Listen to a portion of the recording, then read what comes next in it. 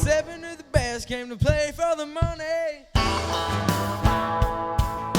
On 7 good ponies and some damn good swing. Hi everyone, welcome to the second Swan Cup video podcast. My name's Alex Wrobel from the Inverell Polocrosse Club, and we're going to endeavour to complete a podcast every week in the lead up to the 2021 Inverell Swan Cup. I'm the president of the Inverell Polocrosse Club, and we're going to use this podcast to provide you with information about the Swan Cup and meet people behind the scenes, as well as competitors, sponsors, vendors, agents, the Australian Stock Horse Society, and any others involved in the culmination of our amazing event. I'd like to reintroduce you and welcome Cameron Neville to our podcast. How you going, Cameron? Yeah, great, mate. Happy to be here. Excellent. I'm going to introduce New South Wales Polocrosse Association President, Andrew Rose, and welcome him as our special guest on our second Swan Cup podcast. How you going, Rosie? Yeah, going well, thanks, Alex. How are you, Cameron? Thanks for having me. Good. I look forward to catching up with you guys. Yeah, great to have you. First of all, Rosie, thanks for coming on board and doing the podcast with us for the Swan Cup. Just to get a little bit to know about you, if there's anyone out there that doesn't really know you, if we've got breeders that aren't involved in polocrosse, where are you from? Yeah, I'm based here in Dubbo. Central New South Wales. Pretty good for polocrosse. You can cover a fair bit of the state fairly easy. It's quite good. And how did you first get involved in polocrosse? Basically, I think I was basically born and bred into the sport. My father used to play for many years, and remember the days just getting carted around in a tent when I was back. The whole story goes. Through the mum and dad, a heap of friends that were kids, and basically grew up through it and started playing when I was about 7 or 8 myself. So been going for quite a long while now. And what would you say some of your greatest achievements are with the sport? There's probably been a fair few things that I've been able to achieve with this sport. It's been a fantastic sport that's been able to give me a lot of enjoyment and a lot of pleasure out of it. I've gone from being able to play my club's own levels to my state, all the way through to actually being able to represent Australia. I've played over in New Zealand for the Australian sides, and also played here at the second World Cup that we're victorious in, that's been a lot of things there. And now even moving on to being able to see the enjoyment out of my kids and what they're being able to get in it. I blame my parents for being broke because of this sport, and now my kids can blame me. But yeah, what I'm getting from them and helping them and that sort of stuff. And the daughter won over there in Perth in the New South Wales junior girls side. And Campbell's been in a fair few, New South Wales sides too. It's been great. There's been a lot come from the sport as such, and all those achievements. I think there's no one thing. There's a whole lot of it to it. Yeah, no, that's it. It's a huge family sport, and Cameron's at the point now where he's going away over weekend, and his girls are being coming along and being a part of it. They're still a bit young to sort of play, and I've got a young fella now, and you're starting to get that involved, and it's something I look forward to, is taking my kids along and letting them grow up around the sport that I love as well. No, it's a good grounding for them in a lot of ways. It's fantastic. Yeah. All right, I'm going to jump straight into the big stuff and just ask you, what's the view of the New South Wales board with the Swan Cup? Now I jump right into a big one, haven't you, on it? I've come on the back end of this. You blokes had already done a lot of the hard works with the New South Wales board, and got this up and running. Unfortunately with COVID last year, I only came on board at this back in February last year as the president and on the board, which has been a great excitement and a lot of things. But we've had a bit of a tremendous start year, and unfortunately weren't able to get going with it last year. But yes, no, the board's very supportive of what the Inverell is going to be able to do and what they're going to be able to do with this auction, and also the competition as such with it. It's going to be interesting to see how it goes in a lot of ways, but it's I think there's some opportunities there to promote our sport further with the horse side of it and the breeding side of it, and it's going to be able to play a part of providing some alternate competitions that I think some of our higher level polocrosse people are asking for in that regard with it. So it's going to be good, and we hope it goes well. Rosie, I've got couple of questions for you, mate. And some of the questions I've got for you. Yeah, some of the questions I've got for you, mate, is so yourself, do you ride registered stock horses? Your family? Probably wouldn't say we do. We've got a combination of it. I've never been, probably haven't grown up in a family where we've sort of bred horses or anything like that from dad. So I've sort of haven't been big on actually registering horses from that side of it. We do have now registered with them and got some of them registered. We've got quite a few of our string that we now have are registered stock horses and everything in that regard. I think a lot of it is, and you probably need to be in that side of it, just to help out selling horses at the back end of it. Probably from a polocrosse or where I've grown up, it really hasn't made a lot of difference of whether they're registered or not, but it's getting to that stage now to where the stock horse is going with their breed and what's happening. You know, it's definitely advantageous to be able to have that registration process and identification process. I think is a big thing with it, to people know what they're buying. I go back to a couple of mine that I've never registered, and I try and remember when they were actually born. Yeah. So having those details is quite handy to be able to do. Yeah, true. And mate, with you, you know, having a young family and you've got kids playing at a higher level and different things like that, what about finding horses to stay competitive yourself and to keep your kids at a higher level if they want to be at a higher level?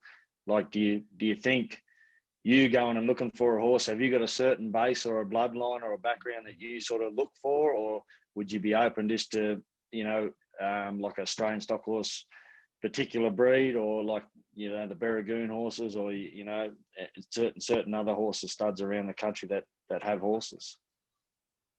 I'm probably not picky and choosy on which breed I go to. When I say breed, which background that they've got, but I know, you know, with all of the years of, you know, I've had Smith horses, we've got some Barragoon horses ourselves. I've got picked up some younger ones with the kids that haven't come from much breeding.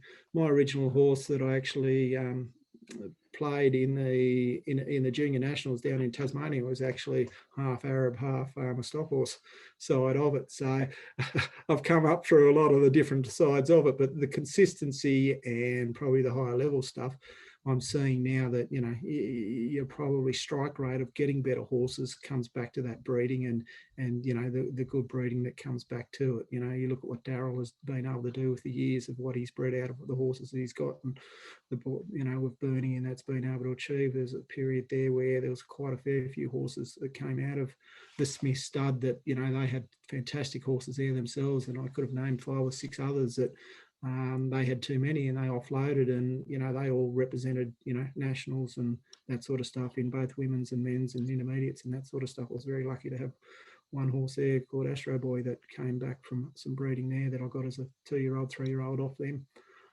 But, you know, what I'm seeing now, it's coming out of, you know, the breeding and that side. We've got Campbell's been lucky to pick a horse up off Ricky and Erica that's, you know, goes back to a good mare that I saw them start and that sort of thing. And it's a stock horse and by a good stock horse staying. And then we've got a couple of Barragoons, Borders, Colts through, you know, 4 ELCs coming out on this year, competing fairly well, that we bought in, you know, one of their early sales before we haven't to spend, you know, some of the money they've started to spend and make with it took a punt. So we've got a mixture of them, the 12-year-olds on a horse that's come out of the Stewart family, that's come out of kids' ponies, you know, that would come up through there. So it's a combination of getting them, you know, being in the right place, I think, at the right time.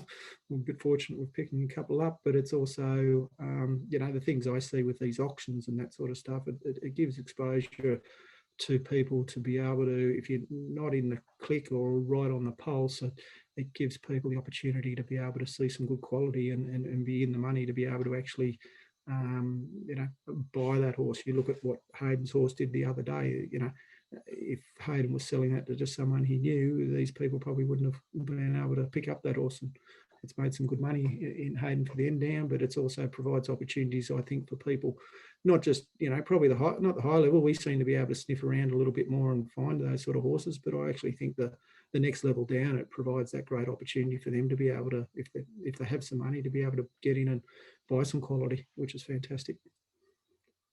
True. Yep, True. sure.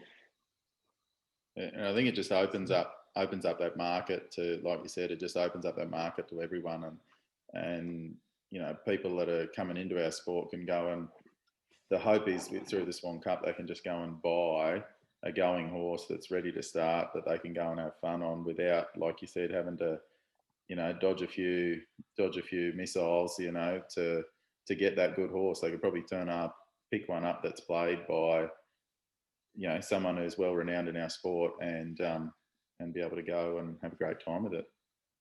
Yeah, and there's a big market for that, I think, for people that, you know, we're getting away from the days of where a lot of people are on farms and that sort of stuff, and, you know, the Sunday horses, as much horses that maybe even potentially aren't quite good up to what the high level want, but are still a very good A-B grade horse that, you know, that people can get in and go and have a lot of fun on.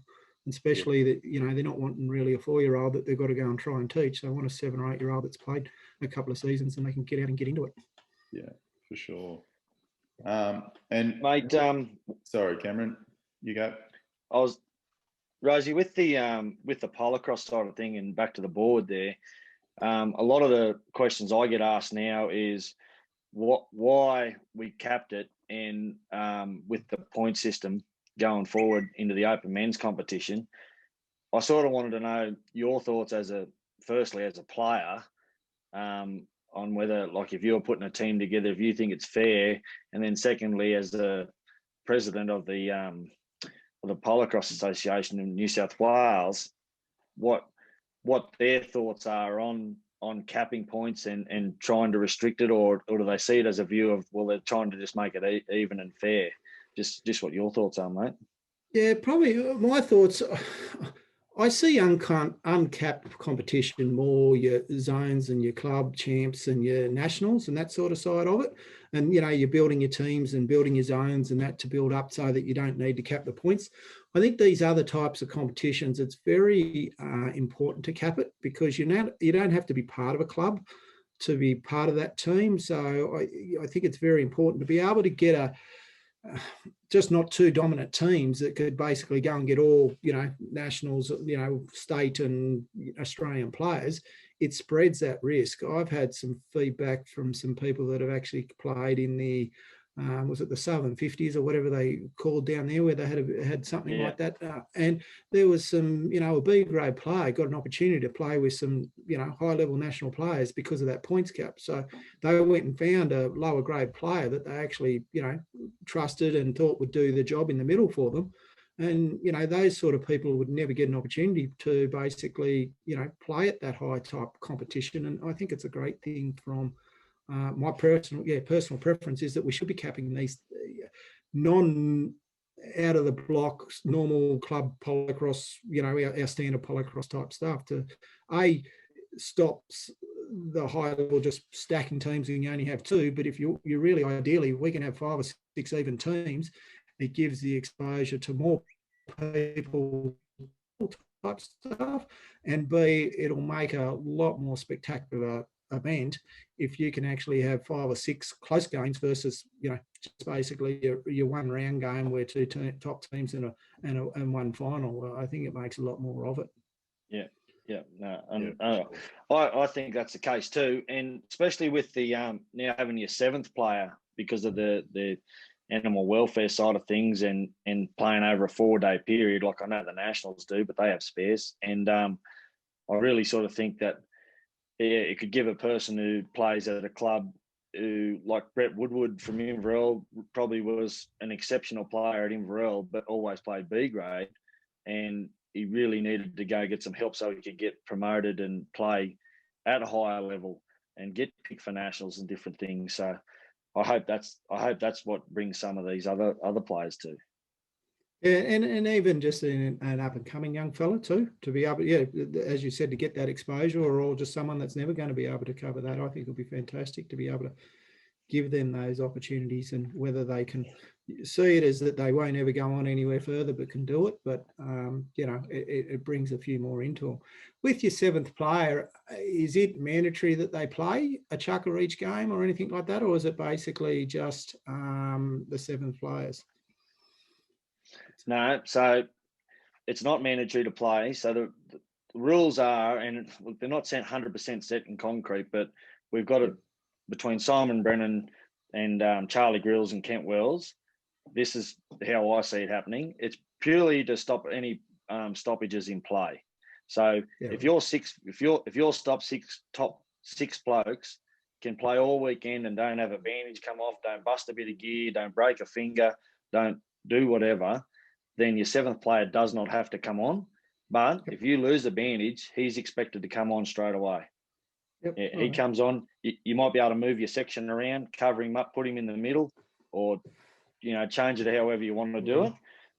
Yeah, but the semi-finals will be 8 6-minute games, and so will the finals. So there's a fair bit of polocrosse to play. Yeah, I think teams will be. It'll be interesting to see how the teams utilise it. That's for sure. Yeah, I think teams will be crazy not to utilise them with the amount of polocrosse they will be playing. I think that player needs to be just as strong as any one of those players in the side for the polocrosse that they're going to encounter. Especially potentially be able to keep, rest a horse or two when they need to be able to have them strong at the end. Yeah. Yeah, we didn't want blokes doubling up. We didn't want someone to say, "Oh, well, you go out there and pretend you're hurt, and I'll double up for you." And he's just riding just as good a horse. You get Jimmy Gills playing in every section. Well, all of a sudden it's not fair. Yep. Agreed. So Andrew, you play with the Bunnan Club in the Hunter Valley, and it's a highly competitive club at the moment with a bunch of young up and coming sort of players.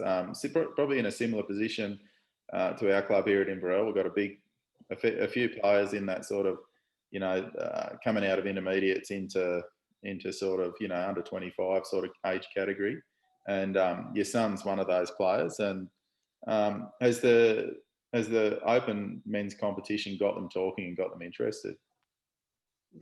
Definitely did last year with everything at the start of the year. That was all talk and everything like that.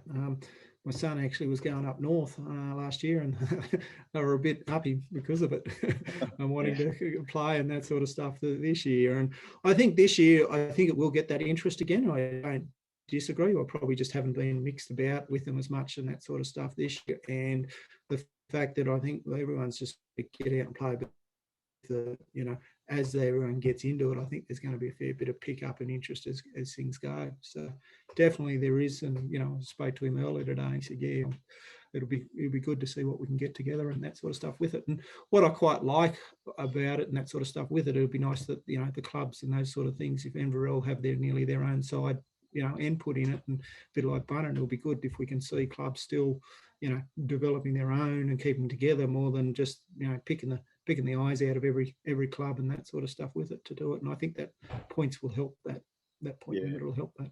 Yeah, I think the points cap would help that, and you might only need to sort of grab one player if you need to, rather than having to grab a whole side. Yeah. Well, I probably don't want us old farts there anymore, those young fellas, and getting to that stage. Brad and I are probably getting the sack. Yep.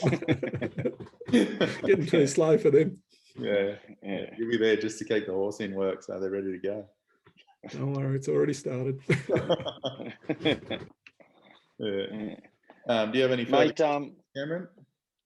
Yeah, yep. So you would have known that the Nutrien Classic Sale was on and just finished for the last 10 or 11 days, and we've pretty much based our model off exactly what they're doing. And do you feel like when you're at the Nationals and you're at an event that goes for a week and you want to be a part of it, you're watching horses play, you're watching horses go around, and you sort of see yourself, like, if you can get to an event and there's horses for sale and you're playing one, and you might have a horse you want to sell and you're thinking about coming back next year. Like, do you think the idea of having an event together is a lot better than just running our carnival and just having a sale and just seeing how we go?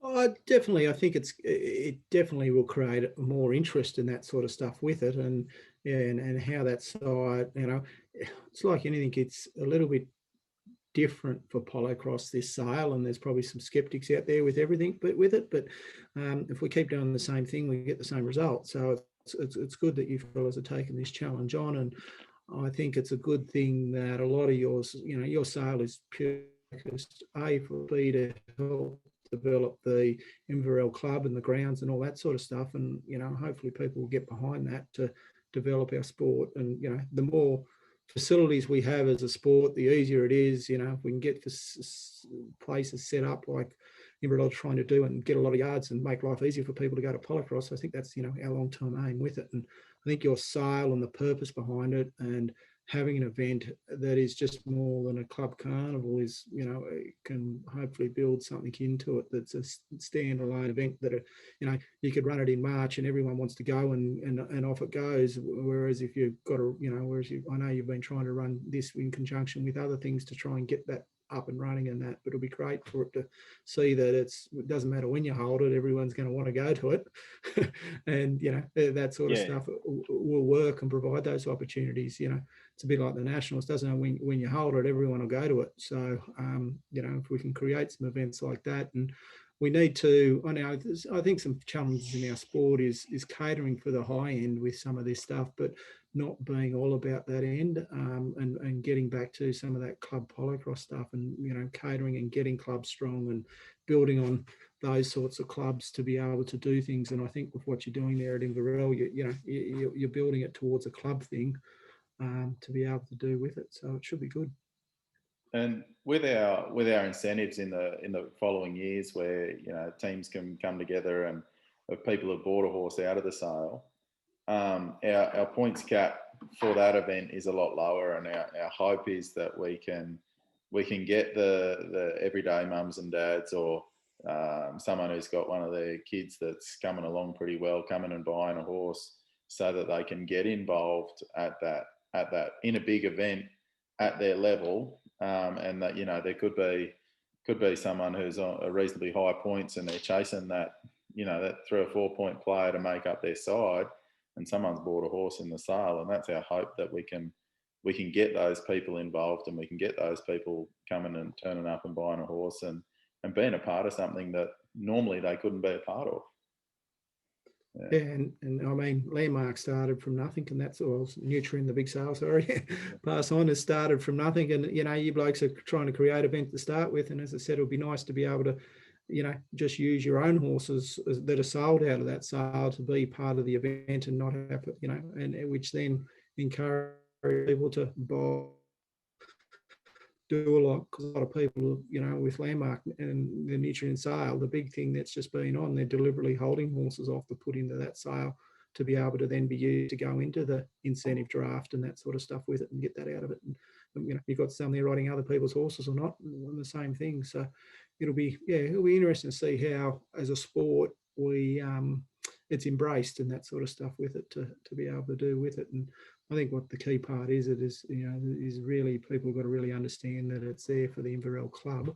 It's not there as a money-making thing from the sale perspective. The sale perspective is the event, that what you're trying to do. And I think, listening to your podcast the last time sort of explained that a lot more. And I think, trying to get that out across to people is very key for people to sit down and understand, because I've heard a few different comments through it all. And coming into this late, not fully aware of it. I've done a little bit there just to understand it fully, and it's, I think it'll be a good thing in the long run if we can get going for the sport.